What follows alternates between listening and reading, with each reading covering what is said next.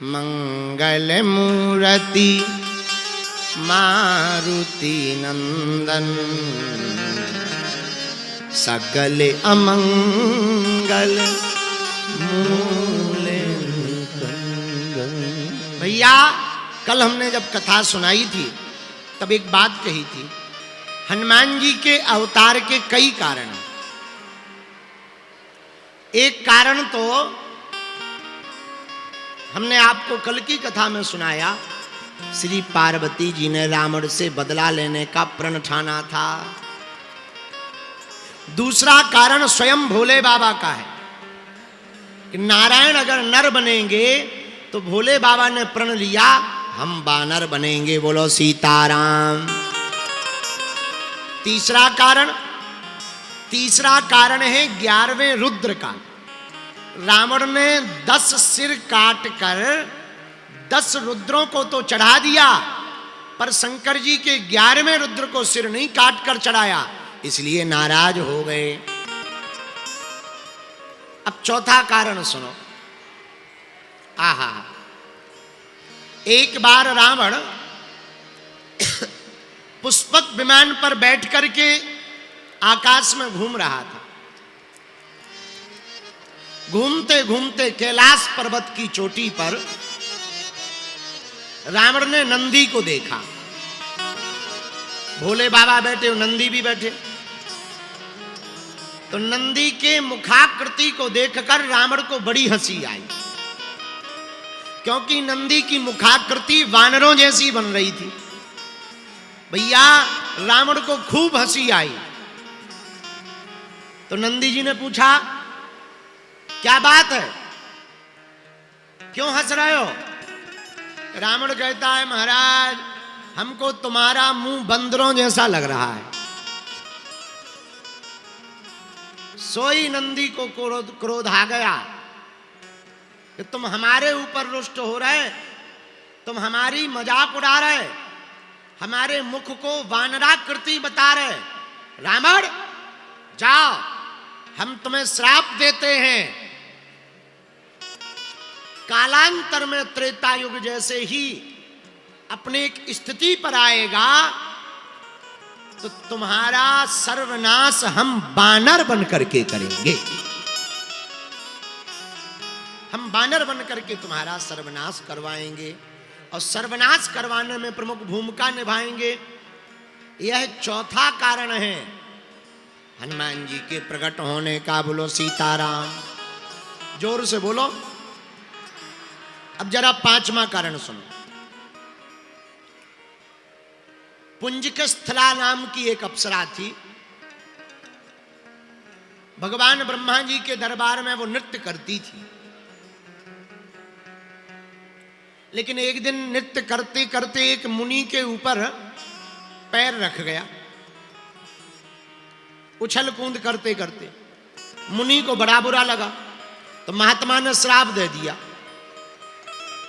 इधर उधर बंदरों जैसी उछल कूद करती है, जा हमारा श्राप है, तू बानरी हो जा।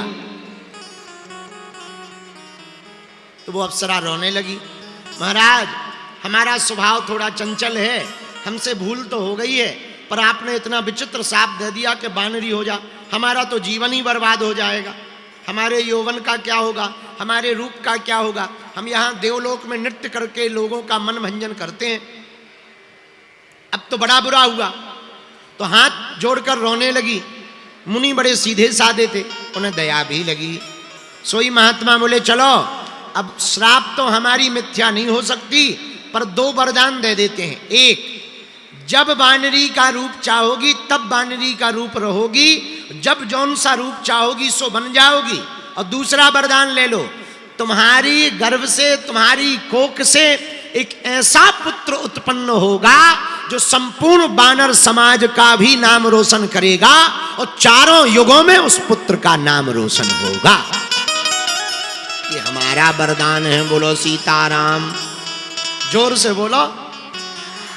वही पुंजकस्थला नाम की अप्सरा अंजनी माता बनी। बोलो सीताराम। अंजनी बन करके आई और इनके घर पर श्री हनुमान जी प्रकट भय। बोलो वीर बजरंग बली की। अब जरा छठवां कारण सुनो। आहा, जिस गृद्धि की बात, गीध की बात हमने आपको कल बताई थी, चील की, जो कैकेयी के हाथ से खीर का पात्र लेकर भागी थी,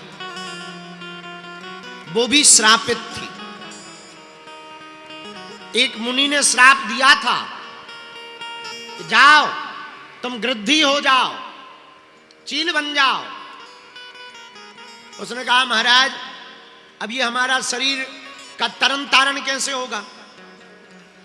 तो महात्मा बोले त्रेता युग में जब राम जी के प्रकट होने के लिए यज्ञ की जाएगी और खीर अग्नि देवता लेकर के प्रकट होंगे, उस वक्त तुम कैकेयी के हाथ का खीर का भाग अगर ठीक से वेंकटेश पर्वत पर रहने वाली अंजना माता के हाथ में डाल दोगी, जिस क्षण डालोगी उसी क्षण तुम श्राप से मुक्त हो जाओगी। एक ये भी कारण है हनुमान जी के प्रकट होने का।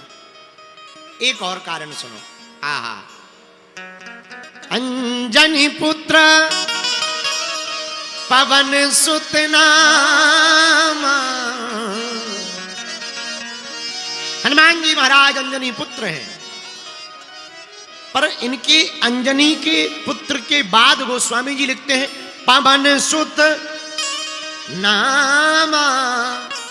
पवन देवता का वर्णन आता है। इनका वर्णन क्यों आया?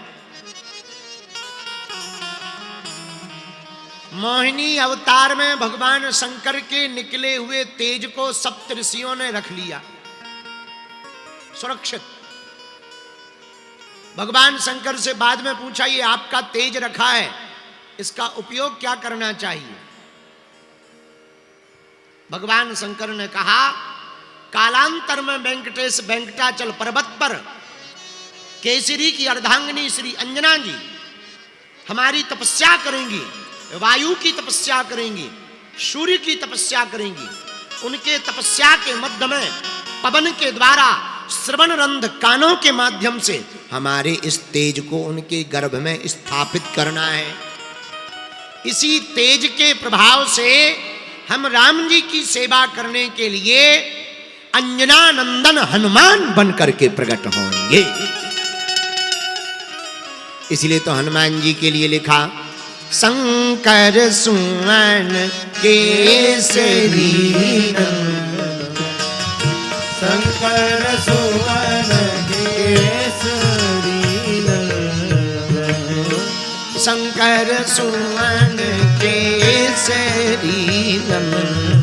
गाइए शंकर सुमन केसरी नंदन, तेज प्रताप महाजगवंदन, तेज प्रताप महाजगवंदन,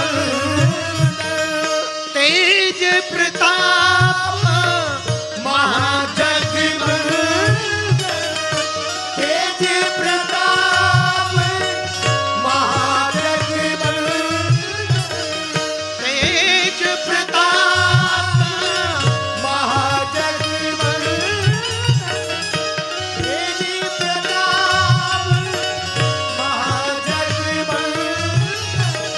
शंकर सुमन केसरी नंदन, शंकर सुमन केसरी नंदन, श्री राम जय राम जय राम, श्री राम जय राम जय जय राम।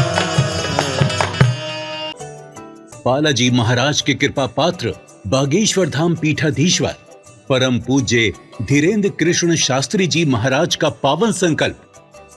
मध्य प्रदेश में छतरपुर के ग्राम गढ़ा में बनेगा विश्व स्तरीय कैंसर अस्पताल एवं रिसर्च सेंटर, जिसकी आधारशिला देश के यशस्वी प्रधानमंत्री नरेंद्र मोदी जी के कर कमलों से रखी जा चुकी है। 200 करोड़ रुपए की लागत वाले 100 बेड के इस अस्पताल में गरीबों का होगा मुफ्त इलाज। ये बहुत बड़ा अवसर है, बहुत बड़ा काम है।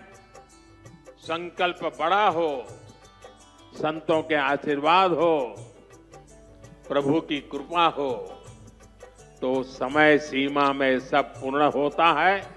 हमारे प्रियजनों, बागेश्वर धाम पूरे भारत के लोगों, अभी तक अस्पतालों में मंदिर थे, अब मंदिर में अस्पताल होगा।